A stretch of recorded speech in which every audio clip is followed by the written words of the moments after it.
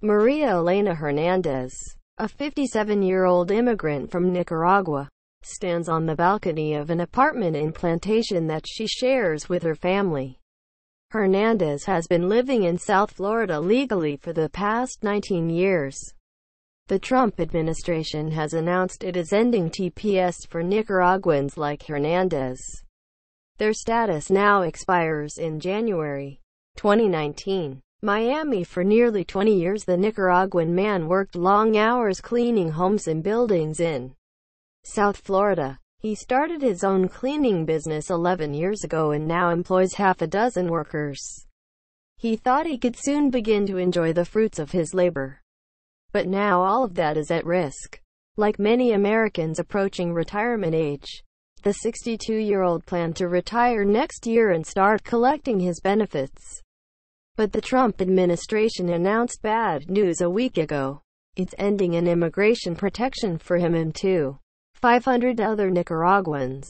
I worked so many years contributing to Social Security, the retirement plan. Now I wanted to relax, said the man, who spoke to El Nuevo Herald on condition of anonymity. Now it seems I am going to lose everything that I earned all these years. For many years, the U.S. government allowed hundreds of thousands of undocumented immigrants from Central America and Haiti to remain with a work permit and other protections under its temporary protected status. TPS is for citizens of countries affected by natural disasters like the Haiti earthquake in 2010 and Hurricane Mitch in 1998, or armed conflicts like El Salvador's in the 1980s. But the Trump administration announced last week that TPS protection for Nicaraguans would end in January 2019. The announcement spread fears to all of the more than 200,000 other immigrants from Honduras, El Salvador and Haiti now protected under TPS. The United States long ago became home for TPS beneficiaries. They work here, and many have bought homes here and gave birth to children who are U.S. citizens, and they send billions of dollars to relatives back home each year. Analysts say that TPS beneficiaries are now caught in the middle of a battle between foreign policy experts who understand the dire conditions in the countries affected, and a Trump administration broadly opposed to immigration. This cancellation represents a failure to recognize that TPS holders have been contributors not only to the well-being of many communities across the U.S., but it also fails to recognize some of the implications that some of these decisions are likely to have in the very countries of origin, said Oscar Chacon, co-founder and executive director of Alianza Americas, which works with immigrants from Latin America and the Caribbean. Chacon branded the TPS withdrawal for Nicaraguans as disappointing and alarming for the 57,000 Hondurans. There are also 195,000 Salvadorans and 50,000 Haitians who have TPS protection. The Department of Homeland Security is expected to announce a decision on TPS for Haitians by November 23. It has extended TPS protection for Hondurans for 6 months while it investigates whether conditions in the country merit a continuation. TPS for Salvadorans is due to expire in March, and the government must announce at least 60 days prior if it will extend or cancel the benefit. The most powerful argument for keeping the Nicaraguan protection is not so much that Nicaragua is in the same situation as Honduras, El Salvador and Guatemala, Chacon said, referring to the 3 countries that make up Central America's so-called Northern Triangle, which was the focus of a high-level Trump administration meeting in Miami earlier this year.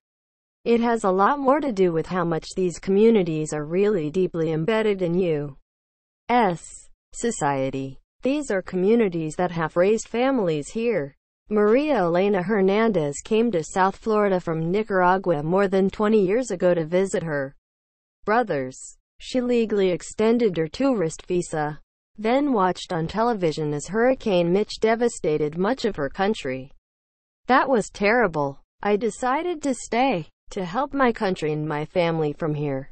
This is where I have my brothers, my nephews, my job, my life, said Hernandez, who has worked for 9 years as a janitor at a local university. This country is a world leader in human rights and criticizes countries that don't respect them. And now it wants to send us Nicaragua. While the presidents of Honduras and El Salvador have lobbied the Trump administration to extend TPS for their citizens, and the Haitian government followed suit recently, Nicaraguan President Daniel Ortega did not ask for an extension.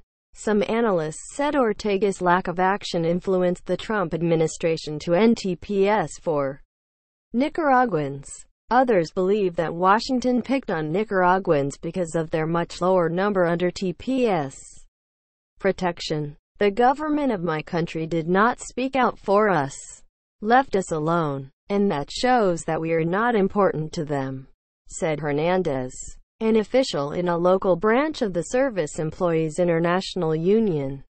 The U.S. government views Ortega's rule as anti-democratic but has invested billions of dollars in efforts to improve life in Honduras, El Salvador and Haiti, three of the most vulnerable countries in the hemisphere. El Salvador and Honduras have some of the highest murder rates in the world. Chacon said that in Honduras, one woman is murdered every 16 hours. These are countries that the U.S. government should, and have been working to, stabilize, said Daniel Restrepo, now a senior fellow at the Center for American Progress. He was an advisor on Latin America policy in the Obama administration and part of the decision-making process on TPS for Haitians and several extensions. This decision in a lot of ways is one where the U.S. government has to decide whether we want to continue working in partnership with these countries, whether we want to do something that would be further destabilizing to those countries where you would have displaced workers, where you would have increased pressure on governance institutions that are already overmatched. Restrepo said, those are some of the stakes that are at play here. Meanwhile, Nicaraguans with TPS protection say they are desperately considering their few available options and praying for a positive solution. We did not expect this because they extended this program so many times that we are practically native. My daughter came when she was really small and studied here. She speaks more English than Spanish, said a 63-year-old Nicaraguan woman who lives in Little Havana. We have nothing in Nicaragua.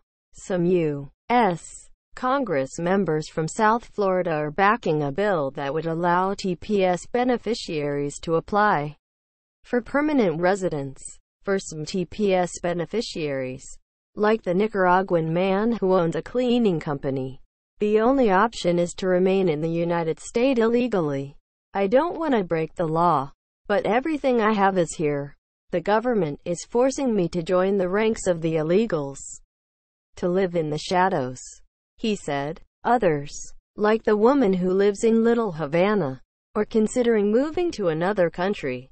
But countries like Canada, where thousands of Haitians arrive this summer because of fears their TPS status would be withdrawn, has already warned Nicaraguans and other TPS beneficiaries that they would not be welcome.